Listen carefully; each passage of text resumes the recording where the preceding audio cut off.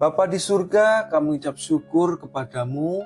Engkau telah memberikan kesempatan kepada kami untuk tetap boleh bernapas sampai hari ini. Itu semua karena kebaikan-Mu dalam hidup kami. Sebentar lagi kami akan merenungkan sebagian dari firman-Mu. Tolong Tuhan berkati perenungan hari ini, agar melalui firman-Mu, Roh-Mu dapat bekerja dalam hidup kami. Terima kasih Tuhan Yesus, di dalam nama-Mu kami telah berdoa. Amin. Shalom, selamat pagi saudara-saudari sekalian. Bagaimana kabarnya hari ini?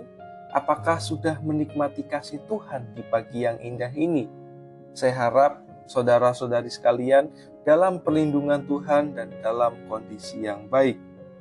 Hari ini kita sama-sama akan belajar sebuah tema yang berjudul Korban yang Berkenan, terambil dalam Kejadian 8 ayat 1-22. Namun saya akan bacakan ayat ke-20 dan 21. Demikian firman Tuhan.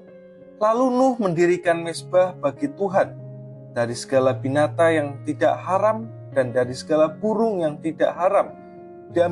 Diambilnyalah beberapa ekor. Lalu ia mempersembahkan korban bakaran di atas mezbah itu. Ketika Tuhan mencium persembahan yang harum itu, berfirmanlah Tuhan dalam hatinya, "Aku tak akan mengutuk bumi ini lagi karena manusia, sekalipun yang ditimbulkan hatinya adalah jahat dari sejak kecilnya. Dan aku tak akan membinasakan lagi segala yang hidup seperti yang telah kulakukan."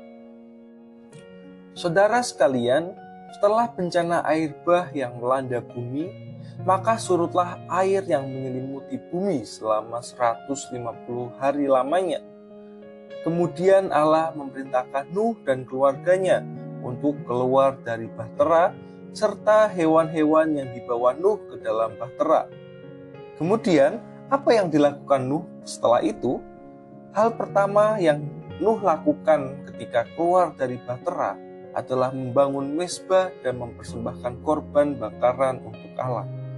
Nuh tidak melakukan hal yang lain ketika air bah telah surut. Justru Nuh mengucap syukur kepada Allah dengan membangun sebuah mezbah dan mempersembahkan korban bakaran kepada Allah. Nuh mengucap syukur kepada Allah atas kasih karunia dan keselamatan yang diberikan kepadanya. Ketika Allah berkenan dengan korban bakaran Nuh, Allah memutuskan untuk tidak akan mengutuk bumi ciptaannya lagi karena umat manusia. Allah tidak akan lagi menggunakan air bah untuk menghancurkan semua makhluk hidup.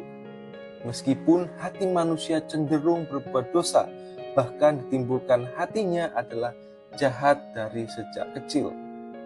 Allah berjanji tidak akan menghancurkan bumi karena manusia. Sebagai tanda perjanjian Allah dan Nuh serta segala makhluk hidup di bumi, Allah menaruh busurnya di langit, dan tanda tersebut masih bisa dilihat sampai sekarang, yaitu sebuah pelangi. Jadi ketika hujan telah reda, akan timbul sebuah busur yang membentang di awan, sebagai pengingat bahwa Allah tidak akan lagi menghancurkan bumi serta segala isinya dengan air bah. Saudara sekalian, sama halnya dengan korban persembahan yang berkenan yang dilakukan Kristus di kayu salib.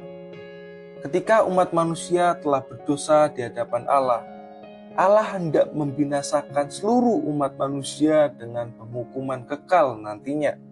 Karena upah dosa ialah maut, setiap orang di dunia ini akan mendapatkan penghukuman kekal dari Allah. Namun ketika Allah mencium korban persembahan yang dilakukan Kristus di kayu salib, maka Allah berjanji untuk tidak membinasakan setiap orang yang percaya kepada Kristus. Allah tidak lagi menghukum umat manusia dengan mendatangkan penghukuman kekal dalam api yang menyala-nyala, karena Kristus telah memberikan nyawanya untuk menjadi korban persembahan yang berkenan di hadapan Allah. Allah tidak lagi menghukum orang-orang yang percaya kepadanya masuk ke dalam perapian yang menyala-nyala. Sebagai tanda keselamatan yang Allah berikan kepada setiap orang percaya, Roh Kudus akan tinggal di dalam hidup orang percaya untuk memimpin hidup kita, untuk melakukan perbuatan-perbuatan yang berkenan kepadanya. Saudara sekalian, Allah yang akan menghukum umat manusia, tetapi Allah juga yang menyelamatkan umat manusia dari penghukuman kekal bagi orang-orang yang percaya kepadanya. Marilah kita percaya kepadanya dan mempersembahkan hidup kita yang berkenan di hadapan Tuhan sebagai ungkapan syukur kita kepada Allah. Mempersembahkan hidup kita karena Kristus telah menyelamatkan kita dari penghukuman kekal. Amin untuk firman Tuhan.